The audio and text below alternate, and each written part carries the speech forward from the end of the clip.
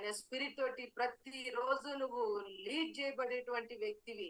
చూడండి, Elizabeth complete గా దేవుని యొక్క ఆత్మతోటి ఆత్మ పూర్ణురాలిగా ఉన్నది. అంటే అభిషేకం పొందింది. ఆమె అప్పటికి ప్రవక్తినిలాగా ఉన్నది. అందుకోసమనే మేరీ పరిశుద్ధాత్మ వలన గర్భం ధరించినప్పటికీ అభిషేకం ఇంకా చూడలేదు ఆమె. మేరీ కూడా ఆ మేడగదిలో ఉండి అభిషేకం కోసం ఎదురు చూసింది.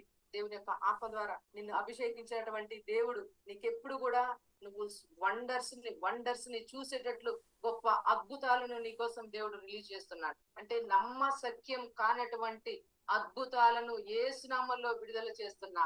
నమ్మశక్యం కానటువంటి అనుభవాలను యేసునామములో నేను నీ జీవితంలోనికి నేను విడుదల చేస్తున్నా.